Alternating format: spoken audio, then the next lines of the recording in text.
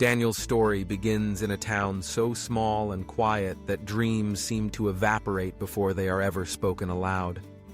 From his earliest days, Daniel watched his father return each evening with tired hands and sunburned skin from the fields, and his mother with weary eyes after scrubbing other people's houses until they sparkled.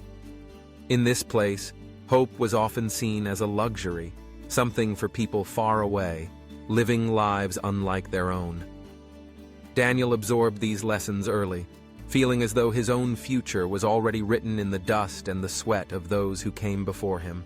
Yet, Daniel's pain was not just in the poverty around him, but in the doubts that filled his own heart.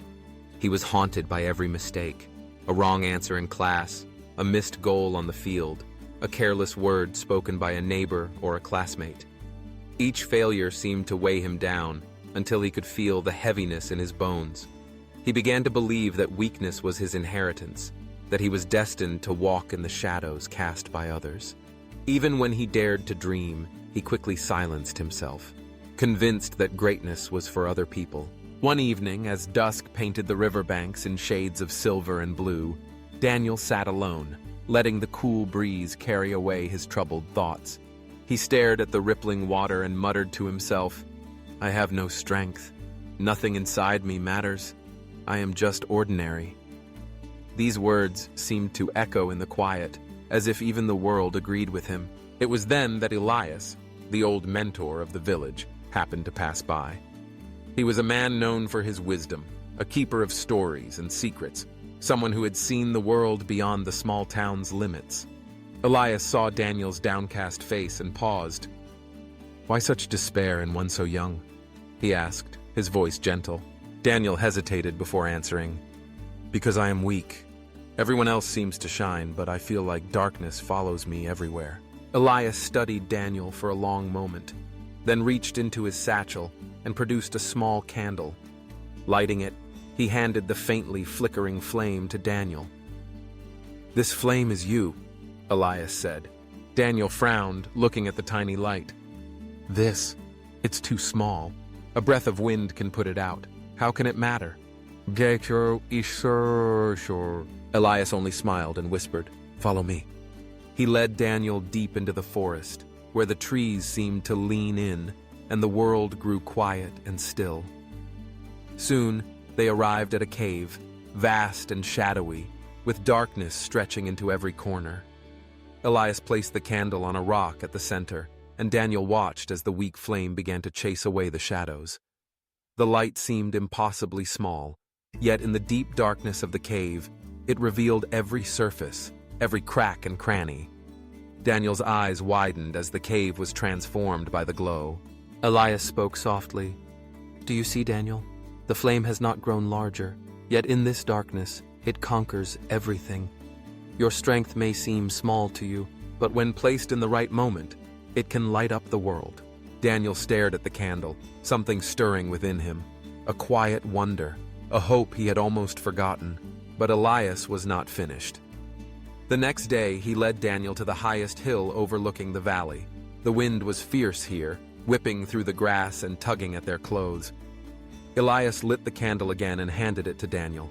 The flame struggled, flickering wildly, threatening to die with every gust. Daniel instinctively cupped his hands around the candle, shielding it from the wind. He watched as the flame steadied, burning a little brighter as he protected it. In that moment, a realization dawned on him. If I protect this flame, it survives. If I give it care, it grows. My strength is no different. It needs belief and protection. Elias nodded, his eyes twinkling. Exactly. Inner power is not about being the biggest flame. It is about protecting, nurturing, and believing in it, until it grows strong enough to withstand the storm. Days passed, and Daniel began to act on what he had learned. He started with small acts, helping neighbors carry heavy baskets, volunteering to repair a fence, speaking kindly to those who seemed forgotten by others.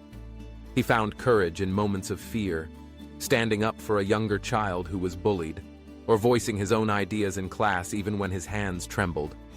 Each time, his inner flame grew a little brighter.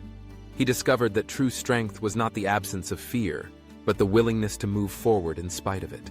The change did not go unnoticed. Villagers who once saw Daniel as quiet and withdrawn began to admire his quiet confidence. "That boy who once doubted himself now carries a strength we all admire," they whispered. Daniel realized that the strength he had longed for had always been within him, hidden behind layers of doubt and fear, waiting for him to nurture it. The lesson of Daniel's journey is one that resonates for all of us. Strength is not about size or spectacle, but about presence. Even the smallest flame, when cared for and protected, can illuminate the darkest places. Your inner power needs belief. It flickers when you doubt it, but shines brightly when you nurture it. True courage is found in the smallest actions. Each kindness, each moment of standing up for what is right, adds fuel to your inner fire. So, remember Daniel's story whenever you feel weak or ordinary. Like him, you may carry doubts and fears, but within you lies a flame waiting to burn brighter than you imagine. Do not wait for the world to hand you strength. Look inside yourself. Nurture your flame. Shield it through storms and setbacks. And one day, you will discover that the darkness you feared can be defeated by the light you already carry. Never forget your inner fire. It is your true strength. Let it shine, and watch as it transforms not only your life, but the lives of those around you.